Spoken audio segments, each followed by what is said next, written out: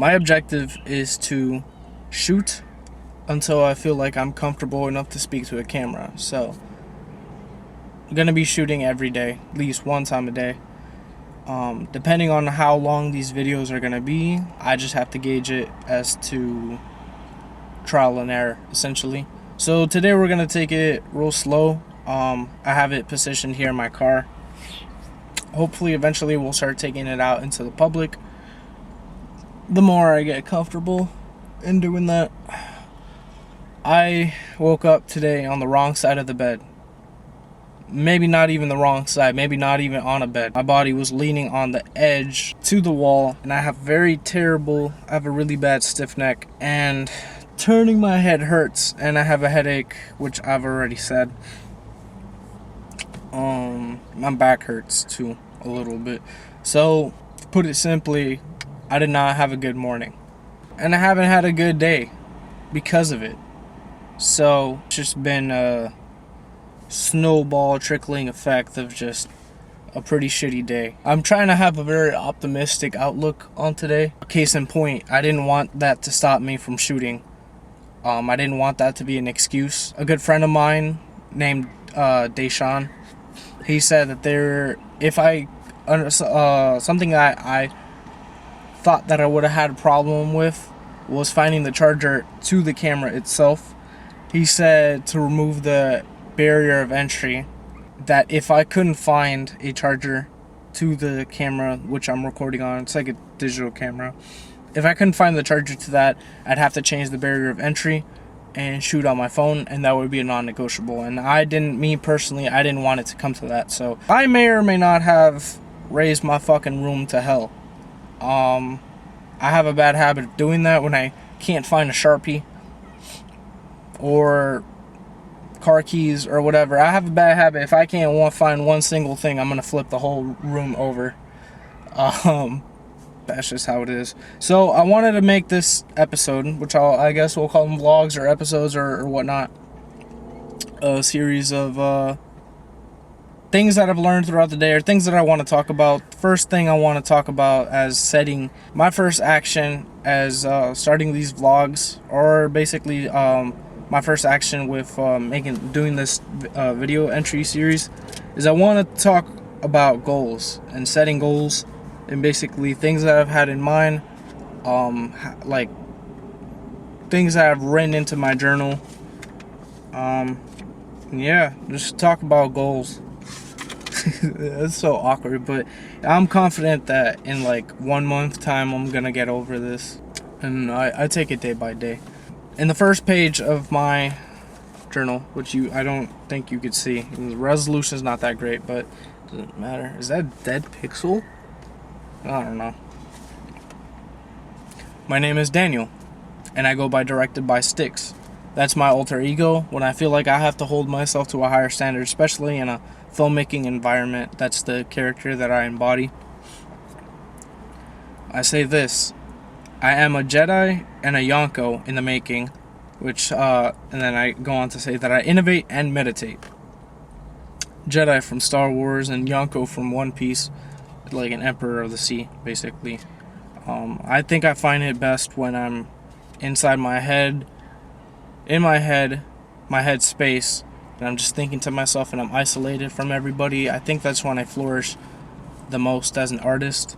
If I haven't made it abundantly clear, if I could label myself one thing above all else, I think it would be, I would call myself an artist on this earth.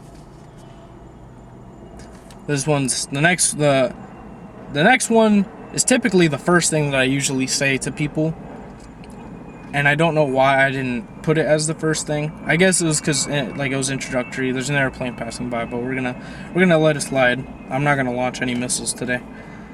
I am becoming the best version of myself. Any point, any contention, any point in doubt in which I find myself, when I doubt myself or my inner voice is being cruel, that is what I revert to. For some reason, I have that located on my left arm. I feel it best when I think that I am the best version of myself. I kind of have this tendency. It's almost like a ritual where I kind of shake this arm a little bit. I don't know why I do it. I feel as if I have like when I think about the best version of myself, I feel like I have like this dragon tattoo right here. I'm so serious. I have like this dragon tattoo right here that embodies when I think about the best version of myself. When I close my eyes and I see a picture of who I will be, who I will become, I have that tattoo. So I kind of just like flick my arm a little bit. Anytime that I doubt myself or I don't think I'm applying the best that I can in a certain situation, that's what I revert to instantly, and then that's when I embody my alter ego. I am becoming the greatest filmmaker of my generation. This is the fourth thing that I have written here. Now, I think there's a very key distinction that I should point out, that when I say I am becoming the greatest filmmaker of my generation, something that should be highlighted is an emphasis on when I say I am becoming. Due to the fact that I don't believe that there ever will be a point where I can sit back and say I am the greatest filmmaker in my generation. There's a lot of people I admire in this field. But I don't think I could ever tell myself that I am the greatest. I can only tell myself that I am becoming the greatest. As if my alter ego is a suit of armor that I can never claim. Just always pushing myself to a higher standard. I truly believe that filmmaking, creating, being an artist is about meditation.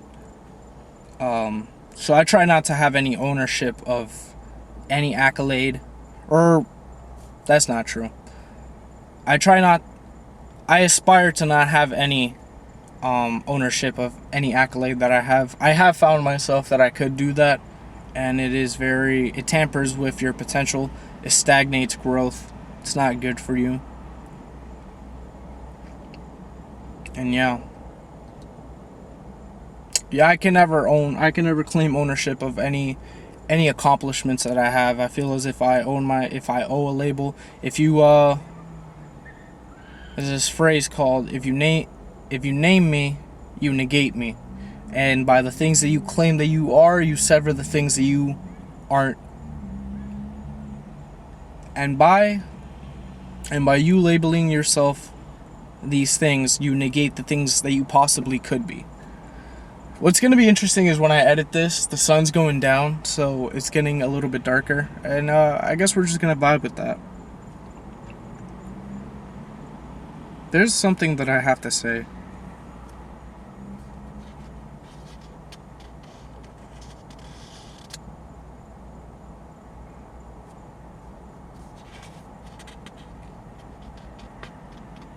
But I don't remember what it is. It'll come back to me eventually. I'll probably realize this when I'm in the editing room. These are smaller things, smaller goals. They are big to me. It's my experience and whatnot. I will write a book. I will direct movies. That is 100% true. I will be directing movies. I will make and tell stories.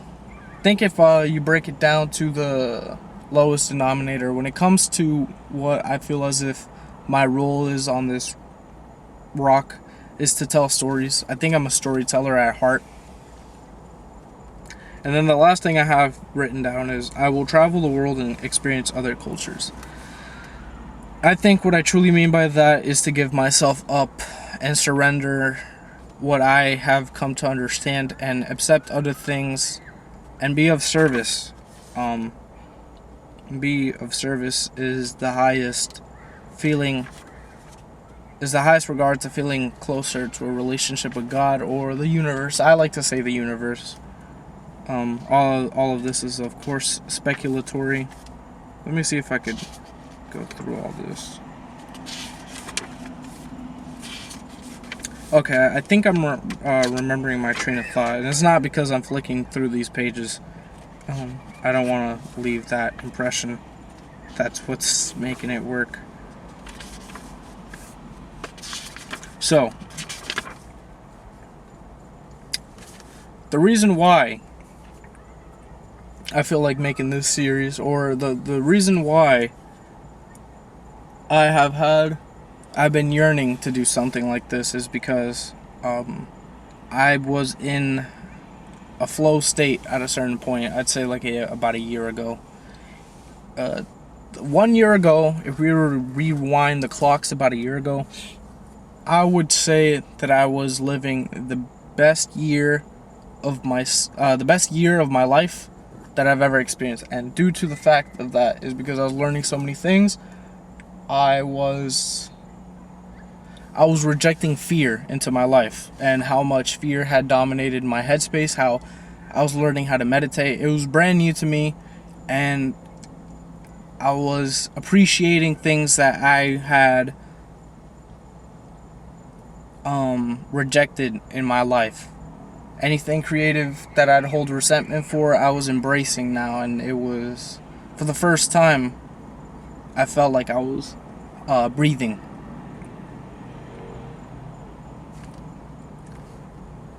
How do you imagine something that has never existed?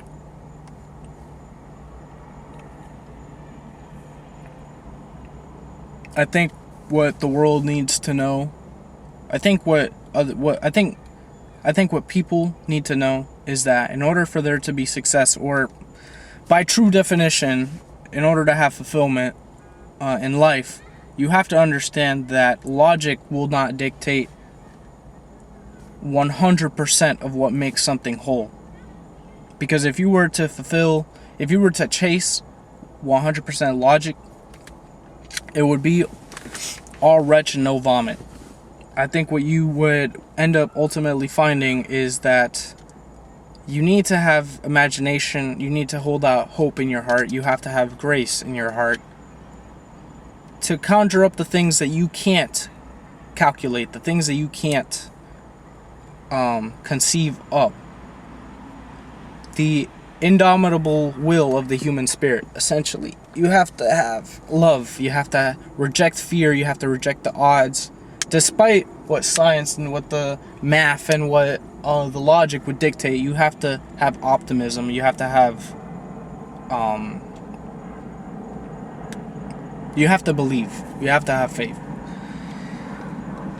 So I bring this up because last year, what I hadn't realized, as for someone who had to imagine something that never existed, and for that, I think when I think of that in recollection, the most important thing that I think about was probably about owing myself the grace to lose weight and to love myself. I think to love myself for the first time, that had never happened before, because I didn't understand. It was the environment that I grew up with. I couldn't comprehend what true love is, or love for yourself at the highest form. So I was a bit abrasive in my methods of how to achieve that. What I ended up, I didn't realize this then, but looking back, I realized that losing 60 pounds in the way that I did was effective, but the methods that I went about it were flawed. And when I lost the amount of weight that I was aiming for, when my mind was dead set on doing this, by the time that I achieved my goals, I was looking malnourished. Mind you, this is coming from a point in time which I hadn't achieved any of my goals, to be honest, because my mind was dominated by my ego. I couldn't imagine doing the things that I accomplished. What I did not realize at that time was, coming from a place of, when you hold that much resentment and you want to change, you're going to want to change in complete absolution. You're not going to think, at least from my experience, you're not going to change and what I have found to be the truth. As human beings, we like to be in control of things. We are thinking machines, and we think, and we like to be in control of things that we typically aren't. That's where obsessive compulsive disorder comes from. The way that we mitigate this, I have found the way that we truly mitigate this is through the cousin of being controlling, is through rituals. Things that we have control over, we manipulate in a way that we have it as like a bookmark to ensure certain things will be accomplished when setting goals. And that's what creates creative flow. That back then I wouldn't have acknowledged this. It's only now that I acknowledge this, but I've come to find that the true source of a flow creative mind is through repetitions and these rituals. And I've found that day to day I've been living off essentially 4 major repetitions. Now, whether or not if I hit these strides all, it's not absolute if I hit all of them, but if I hit a certain amount of these, I do feel as if I have it's a metric that I have had an accomplishing day. And I live this day to day, and I understand that this doesn't end. The repetitions will never end. Even if you achieve your goals, there's always going to be something to look up to. And that goes back to why I say that I don't think I'll ever become the greatest filmmaker of my generation, but I will always be becoming of that.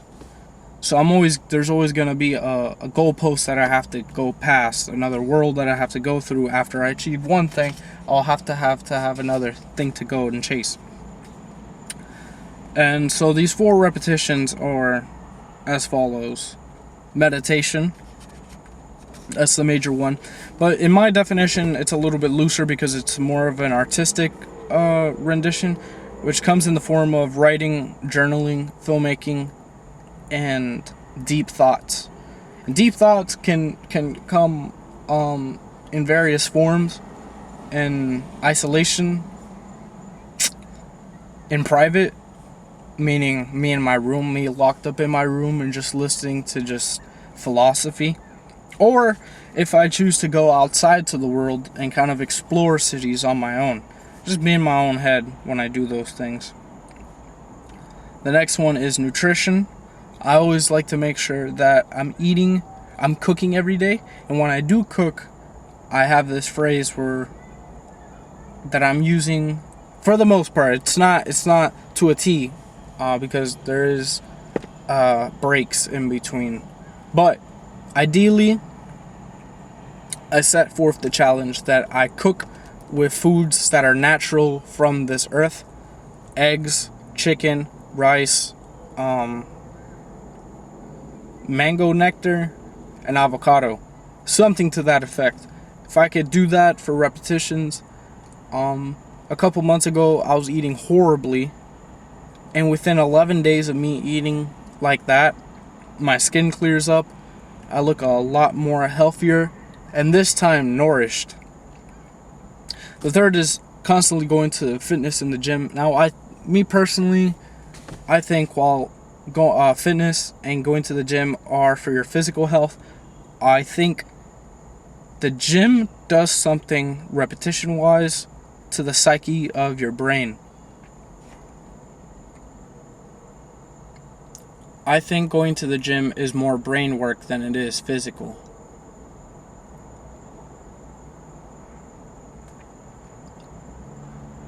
I think going to the gym is more brain work than it is physical to the body. It's a high endurance rest in which sleep doesn't provide. I think it might be the opposite of sleep. But I feel healthier when I come through the gym. Mind-wise. Not even physically, mind-wise. I feel like I have more clarity in my thoughts. I think I have more profound thoughts. I think I can concentrate and I can hone in on the thoughts that I'm having. And the last one is actually the funniest one, because I label it as education. Now, for someone that's coming from my field my career, education does not typically tie into watching TV. But for me, excuse me, I'm consuming media. And I have it as ritual. And I have it as a ritual to religiously, and if I can't do it religiously, hold out a way for me to watch one episode of One Piece, the anime. And sometimes I have to incorporate it into going to the gym. So, I guess that's going to be the end of today's episode. Me talking about my goals and the repetitions that I feel that will get me there. The breakthrough basically was that I had realized that it wouldn't be what I can do in one stretch, but rather what I can do in very small steps along the way. If I could hit those stretch repetitions, I feel as if I would be able to achieve my goals with no sweat. Now, there's also micro repetitions that come in between these goals that I have set forth. Once that I get comfortable with something, I have to add another weight to it, just so there's something that I keep climbing for. Once again, my name is Daniel. I go by Sticks, and this is gonna be my first episode. I wonder how I'm gonna chop it up, but we'll see. I feel slightly more comfortable talking to the camera.